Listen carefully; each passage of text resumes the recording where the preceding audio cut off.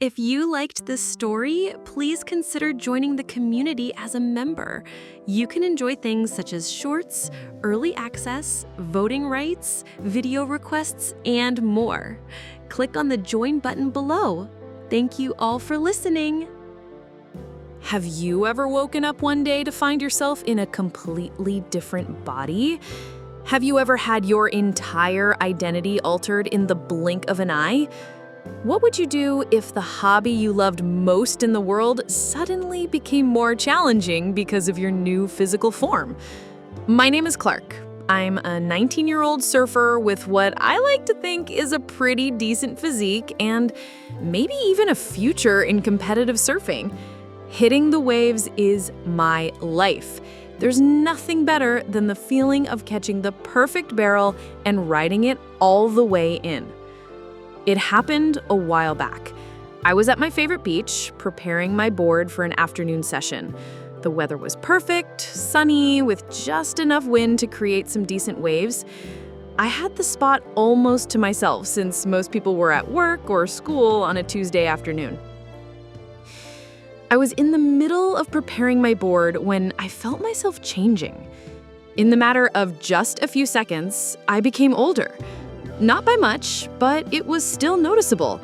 Then confusion hit as screams erupted all around me. I looked up and saw people changing in various ways. Before I could do anything, I saw a blue shimmering light and suddenly, my hair began to grow until it reached down to my chest. I sat there dumbstruck, pulling at my hair when I felt a tingle running through my entire body. Terrified, I watched as my whole body was changing right in front of my eyes.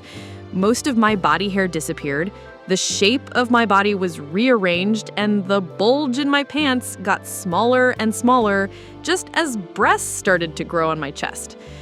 After only a few seconds, the changes seemed to stop, and I now looked like a woman.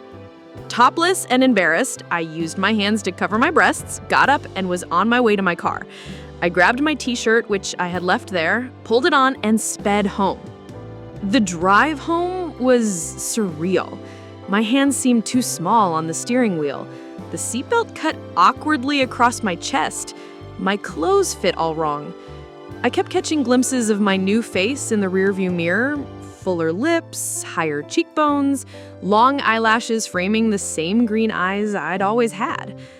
Thankfully, I had no problems convincing my parents of who I was because the role exchanger was already the #1 news story on TV. Eventually, I couldn't put it off any longer. I needed to shower. Standing in the bathroom, I reluctantly removed my clothes and forced myself to look in the mirror. The woman staring back at me was objectively attractive, tall and athletic, but with generous proportions. My hair was a rich auburn that fell in waves past my shoulders. My waist was narrow, flaring out to womanly hips, and my chest? Well, let's just say I was significantly more endowed than most athletic women would be. It was like my body couldn't decide if it wanted to be fit or voluptuous, so it chose both. I examined my new form with growing disbelief. The contours were alien to me, nothing like the hard angles and defined muscles I'd spent years building. My skin was smoother, softer. I turned to see my profile and almost gasped at the sight of my new silhouette. My breasts were full and perky with rosy surf peaks that tightened in the cool bathroom air. My waist dipped in dramatically before flaring out to rounded hips. I raised a hand to touch my face, watching as the stranger in the mirror did the same. The features were delicate, feminine, but with a hint of my original face, like a female version of myself might have looked if I'd been born a girl. It was disorienting to see a beautiful woman mirroring my movements, to know that this was now me. The shower itself was an awkward experience. Washing my new body felt invasive somehow, like I was touching someone without permission, even though that someone was now me. The sensation of water running over my sensitive skin was different, more intense in some ways. I hurried through it, trying not to dwell on the unfamiliar geography I now possessed. Using the shampoo and conditioner, I washed my new long hair, surprised by how heavy it felt when wet. Water cascaded over my breasts, creating unfamiliar sensations that made me uncomfortable. Every touch, every new feeling was a reminder that my body was no longer my own. I finished quickly, wanting to escape the constant confrontation with my new reality. After the shower came another challenge: clothes. Nothing I owned fit properly anymore. My shirts were too large in the shoulders, but strained across my chest. My pants slid off my smaller waist. After some hesitation, I ventured into my sister's old room. She had moved out years ago, but had left behind clothes she didn't want to take with her. Rummaging through her drawers felt wrong, but I was desperate. I found a pair of sweatpants that had an elastic waistband and a loose t-shirt. Then came the underwear dilemma. With extreme reluctance, I tried on a pair of her old panties. To my surprise, they fit reasonably well. Her bras, however, were a different story, too small by several cup sizes. I ended up sleeping in the t-shirt and sweatpants, lying awake for hours, contemplating my new existence. My mind raced with questions. Was this permanent? How would this affect my life, my future? Would I ever surf competitively again? What about college, which was supposed to start in the fall? And more immediate concerns, how would I face friends? What would I wear? How was I supposed to navigate the world as a woman when I'd spent 19 years as a man? Sleep finally came around dawn, but it was fitful and filled with strange dreams. In one, I was back in my male body, but everyone treated me like I was invisible. In another, I was trapped in a maze of changing rooms, trying on endless outfits but never finding anything that fit. I woke feeling more exhausted than when I'd gone to bed. The next day, my mother took me shopping. If the situation hadn't been so bizarre, the experience would have been mortifying. As it was, we were both too shocked to be embarrassed. The saleswoman, who had clearly dealt with other role exchanger victims, measured me with professional detachment. 34F, she announced before helping us select several bras and other necessities. The fitting room was another strange experience. Seeing myself in feminine undergarments for the first time brought home the reality of my situation in a way nothing else had. I looked like a model in a lingerie catalog, which only increased my sense of dissociation. This couldn't be me, and yet it was. We bought basics: jeans, t-shirts, a few blouses, underwear, and a couple of sundresses my mother insisted would be comfortable in the summer heat. I drew the line at skirts and high heels.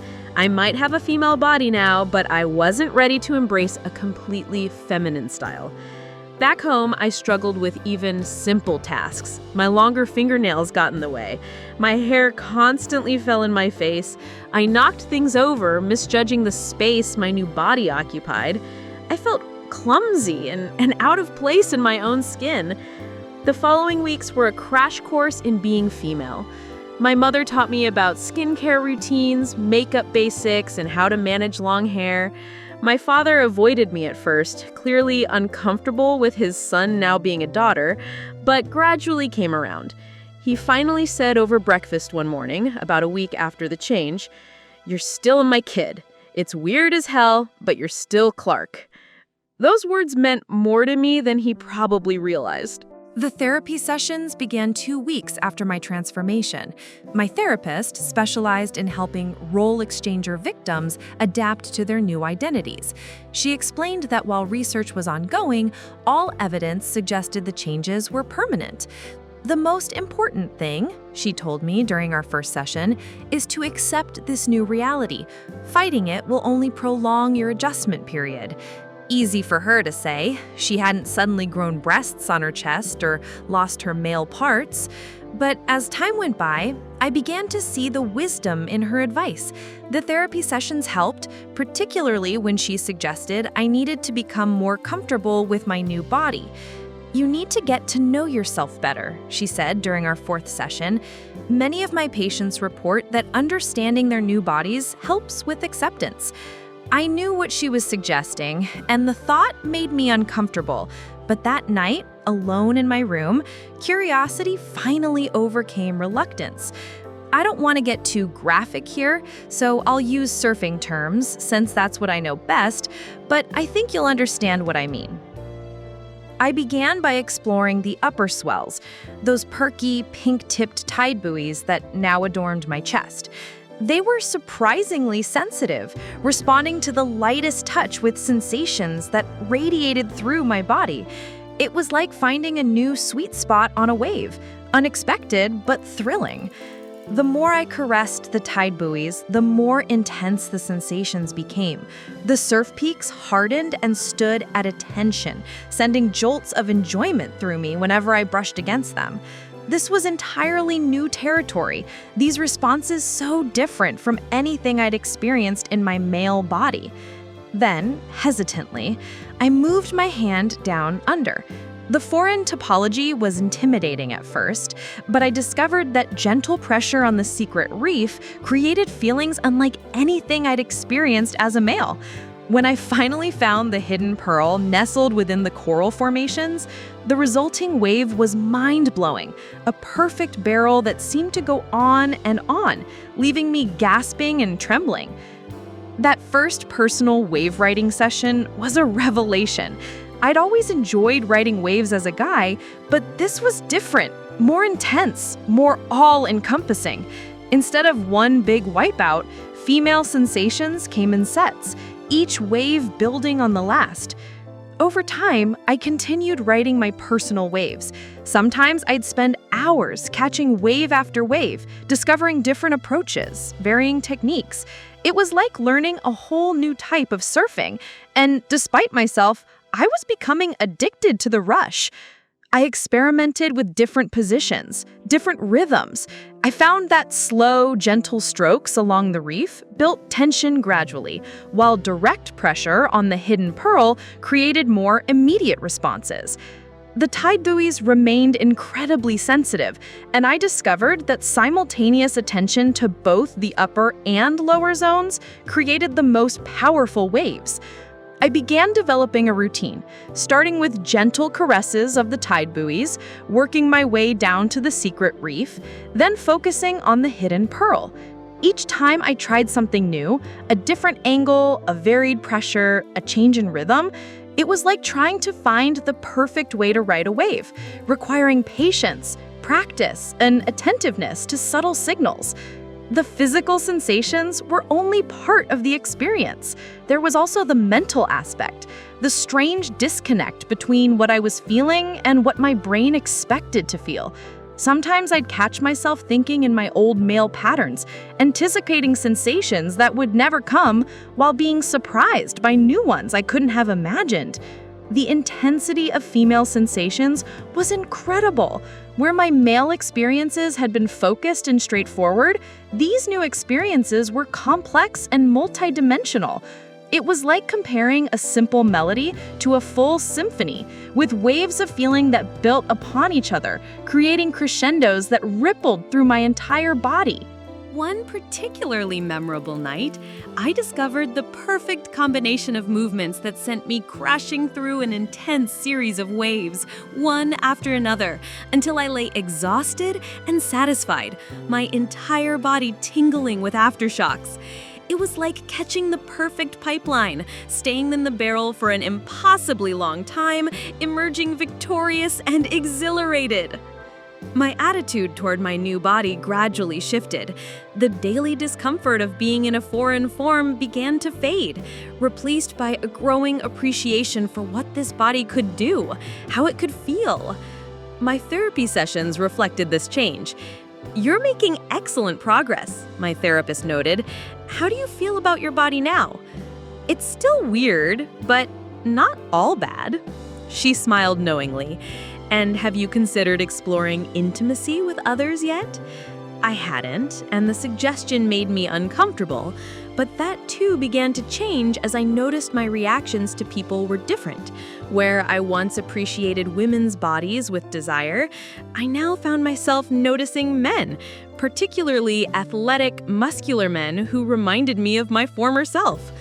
The first time I felt attracted to a guy, a lifeguard at the local pool where I was relearning to swim with my new center of gravity, I nearly had a panic attack. It wasn't just that I was attracted to men now, it was that the attraction felt completely natural, as if I'd always been wired this way. I watched him move confidently around the pool area, admiring his broad shoulders, the definition in his arms, the easy grace of an athlete comfortable in his body. When he smiled at me, I felt a flutter in my stomach and a warmth spreading through me. The sensation was alarming in its intensity and its unfamiliarity. My therapist assured me this was common among gender-swapped role exchanger victims. Your body affects your chemistry, which influences attraction, she explained. Many patients report changes in orientation. It's perfectly normal. Normal. Nothing about the situation was normal, and yet day by day, it was becoming my normal. As time passed, I found myself gradually adapting to my new reality. Simple tasks became easier. I learned to manage my hair, to walk without stumbling, to dress this new body appropriately. I even ventured out in public more frequently, first to quiet places like the library or grocery store, then eventually to a small gathering with close friends who knew about my transformation. Their reactions varied, from awkward attempts at normalcy to excessive fascination with my experience. One friend, Tyler, who I'd known since elementary school, surprised me with his ease. He treated me exactly the same as before, except for occasional moments when I caught him looking at me with an expression I couldn't quite identify. "You know what's weird?" he said during one such moment. "You're prettier than most girls I know, but when I look at you, I still see Clark." I wasn't sure if that was comforting or not. Eventually, I felt ready to try surfing again. My new body was different, lighter in some ways, heavier in others, but after some practice in the pool, I felt prepared to tackle the ocean. Which brings me to today. Standing on the beach, feeling the sand between my toes and the salt breeze on my face, a sense of peace washed over me for the first time since the change. "It feels so good to be out here on the beach again," I exclaimed, closing my eyes and breathing deeply, feeling the sand beneath my feet, feeling the salty breeze, smelling the sea. God, I really missed that.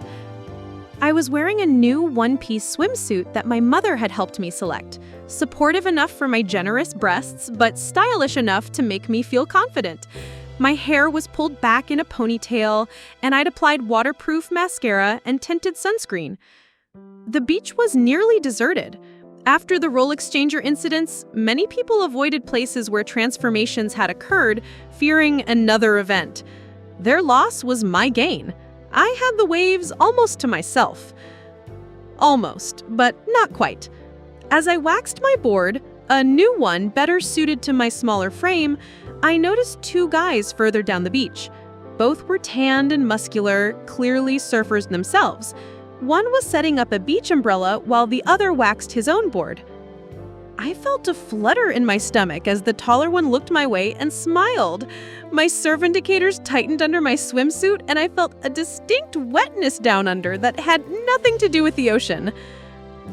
I'm sure it's gonna take a while to get good at surfing again, thanks to my new center of gravity and these heavy boobs on my chest, I muttered to myself, but at least I'm still able to do the thing I love most in the world.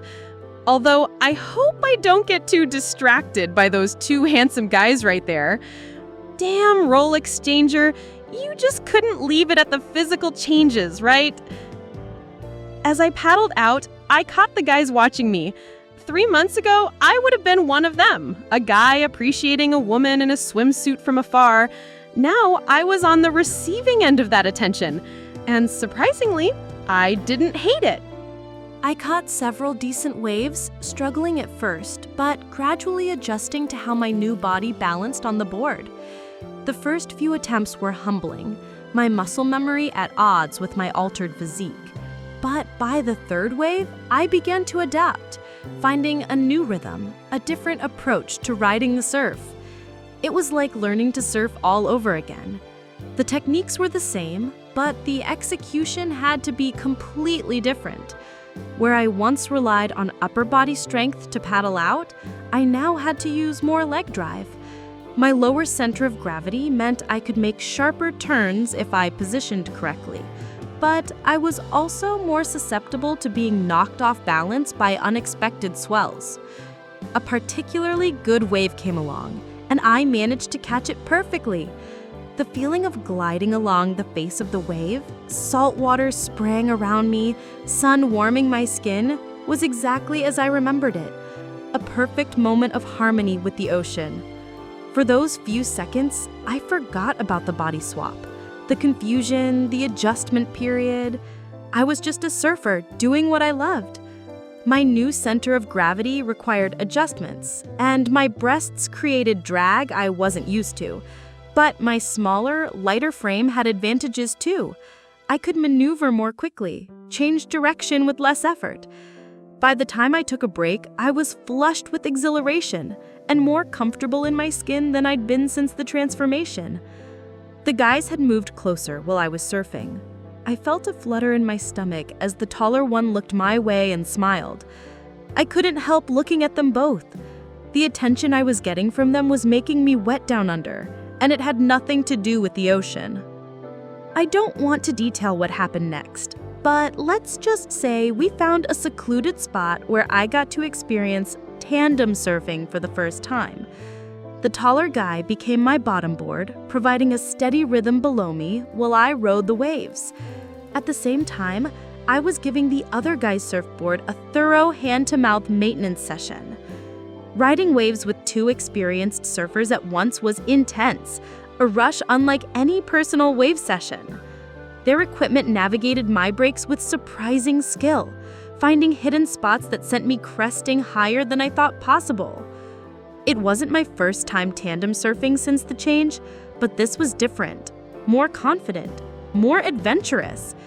I was no longer just getting to know this new body, I was beginning to enjoy it, to harness its capabilities for enjoyment.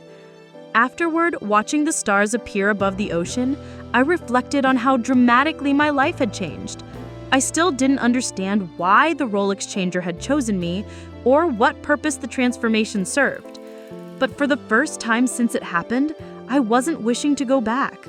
My old body was great for surfing, but this new one had its own advantages, including sensations I'd never known existed and a perspective I'd never imagined experiencing. Tomorrow, I'd hit the waves again, continuing to adapt, continuing to learn. And maybe, just maybe, I'd see if those two surfers wanted another surfing session. After all, some waves are better when shared.